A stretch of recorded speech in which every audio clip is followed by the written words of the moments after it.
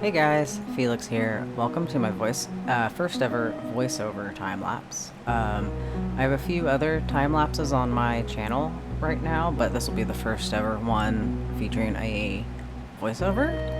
So hopefully it isn't too rough for a beginner, but just wanted to finally dip my toes into the world of voiceovers.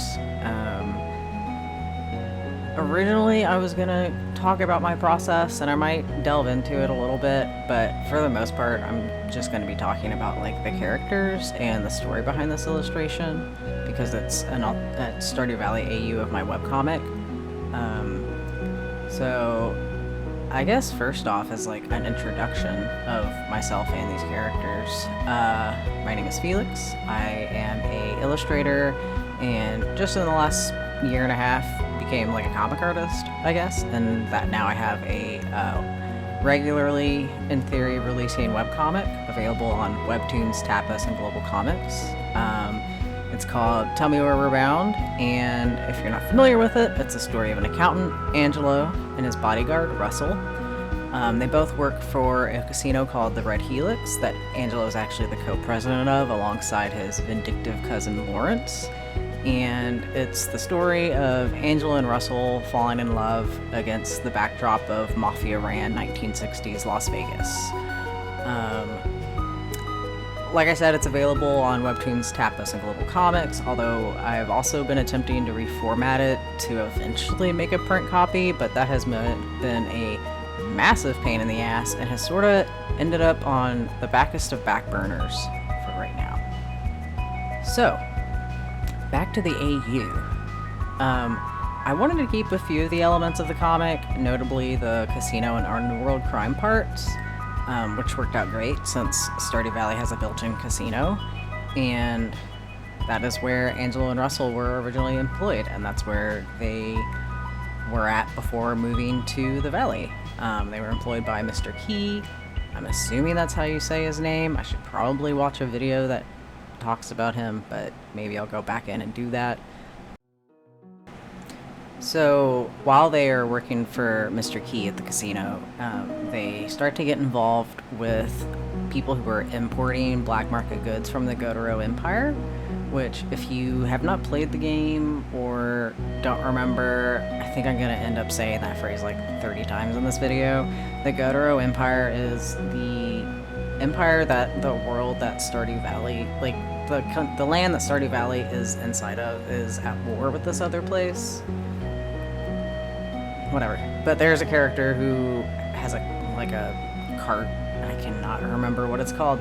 She has a cart that imports goods from there, so I'm taking inspiration from that. But anyways, so while they're working at the casino, they start getting involved in all this like black market selling of goods, and they just start getting involved with people who don't actually have their best interests in mind, and all of this is done under like Lawrence, who is Angelo's cousin, under Lawrence's like Lawrence wants them to do this and they don't, and as a result of it gets real messy. I don't know all the details behind it, because a lot of them, and I also don't want to talk about them because a lot of them will be spoilers for the comic, because it is referencing that a lot. Point being, as they're working with these people, shit gets real shady real fast, and there's a mysterious death that Angelo and Russell may or may not be involved in, and they have no other option but to flee their life there.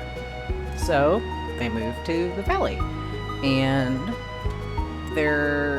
when they first move there, the townsfolk think they're just these like two sweet husbands that are just adorable and, you know, friendly. But Angela and Russell occasionally will like drop something in the middle of a conversation that kind of alludes to their not so legal past. And anytime the townsfolk are like, excuse me, what do you mean by that? And they're like, they just move on. They just don't. They're just like, nothing, laugh it off, move on. But in terms of the farm that they run, called Viridian Brewery, they, as the name of the farm would suggest, open a brewery. They're main focus is wine and mead, so I guess it's not technically a brewery, but I guess I could have called it a winery. I don't know. But they mostly focus on wine and mead, although they do dip their toes in beer a little bit. But they are really into like experimenting with flavors and stuff. Russell is himself a bit of an excellent cook, and that just translates over to the booze that they make. And so they like are just able to use whatever produce they're able to grow that season. So, and then they just kind of play around with the flavors. Like Russell actually makes this really excellent hot pepper mead, which is an actual thing, come to find out. I didn't actually know that until I was like getting into the deets of this AU. But he makes like a really nice hot pepper mead that is incredibly popular, especially with Shane, who, as if you haven't played Stardew Valley or don't remember, that's like the #1 gift that you can give Shane. And they're just they're like making this with the intention of eventually turning it into a livelihood. And they first debut at the fair, and the villagers are just fucking blown away by how good it is. And eventually they are able to convince Angelo and Russell into supplying it to the Stardrop Saloon. So I guess this is also a good time to mention that within the canon of the actual comic, Angelo, who, by the way, is the redheaded character, Russell's the blonde, but in the canon of the comic, Angelo is actually the accountant for the casino. I can't remember if I mentioned that in my brief summary. I may have. Point being, Angelo is the math and numbers guy. So when they start supplying it to the Stardrop, he takes care of the accounts. Russell, he helps Russell in all of the picking and the setting up, but Russell's like the magic behind the concept. He's the concept guy, and then Angelo's the one that makes sure their business stays afloat. Because Russell numbers just whoosh, fly right over his head. He doesn't understand numbers. Very, very intelligent, highly educated man, does not understand numbers. But that's, point being, Angelo is also the accountant for Viridian Brewery, and that's like the main role that he plays. So that's how the canon of Angelo's character plays into this alternative universe. Because there's something that I think is interesting about alternative universes is kind of finding that balance between integrating the two stories without just completely retelling one in the world of another. Like, I think, like, I know there's like some people in like the fanfiction world hate alternative universes and a lot of people love them. I'm in the second camp of people. I think it's so much fun to just see how their personalities would change or not change, like how they would interact in a completely different world. But it's also fun to try and get elements of one story into. I don't know if that makes any sense, but I just think it's fun to play around with that. So, point being, that is Angelo's role in this AU. Like, that's an element of Angelo's story that I'm translating into this AU. And Russell's whole element of the story, canonically, is that he's the bodyguard. So, sometimes during the winter, they will go to the mines, and Russell just kind of, like, takes care of keeping the area clean of monsters so that Angelo can do all of their like mining, because since they can't, you can't really grow much in the winter, so they usually just spend that time aging wines. They do sell some canned goods or jarred goods or pickled whatever, but they do a lot of mining and then selling things that they find there. But they also do a lot of mining in the winter because they're huge fans of the museum, and they really want to help the museum, get all of their artifacts. So in the winter, they go mining a lot, and they collect artifacts, and they spend a lot of time in the museum with the children, and just kind of hanging out. Like, that's a good place for them to go to have a breather and just, like, get away from the farm for a little bit.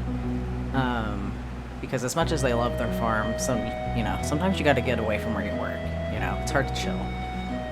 So they go to the museum. That's their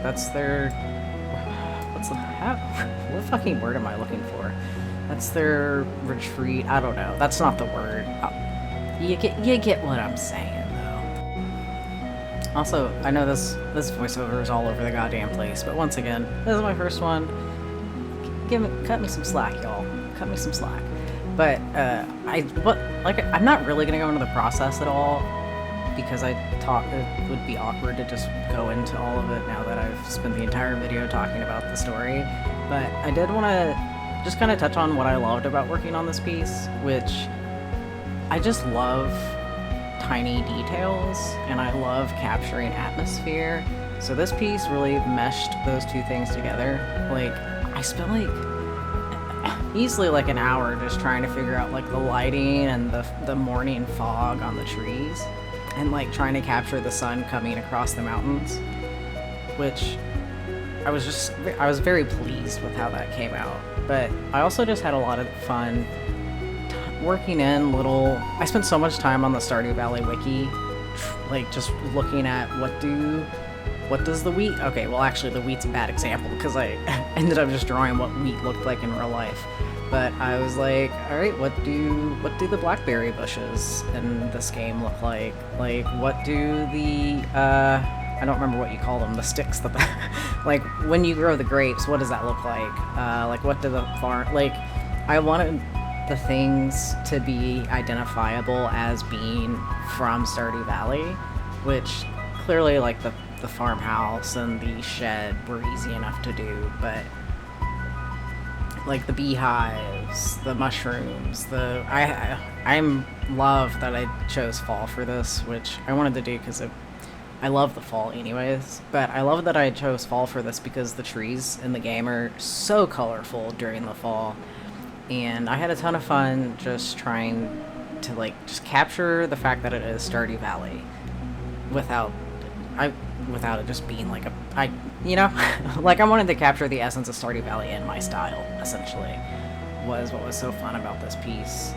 And I've had quite a few people be like, man, I just wish I could live in this piece, in this world, because it just looks so homey and relaxing and charming, which is the charm of Stardew Valley itself, is that you want to live in Pelican Town. So I'm also very excited that I managed to capture that, I guess charm. I guess charm is the best word I can think of for it right now. Clearly I'm very bad at getting words from my brain, but I'm just very pleased that I was able to capture that feeling of wanting to go to another place because it seems so relaxing. Oh, and then also just, I had so much fun just the honey jars, and the scarecrow, and just the little signs that are what the signs look like in the game. I just had so much fun looking at all those little details, on top of the fact that I just love drawing details in general. I love really intricate line art. So this piece essentially was just combining everything that I love about making art. Yeah, so overall, I'm just very happy with how this piece came out. I had a ton of fun with it, even though Clip Studio kept crashing, so I had to switch to OBS, so I apologize that it jumps around a lot in the second half. But yeah, I just wanted to kind of babble about the story. I'm sure there's more I could talk about, but I can't pull those words out of my brain right now, and I'm just gonna let it run for the rest of the video, I guess. Thank you so much for listening to me babble. Thank you so much for sticking around if you stuck around this long. I guess generic YouTube thing, like and subscribe, etc., etc. Thanks for stopping by. Bye!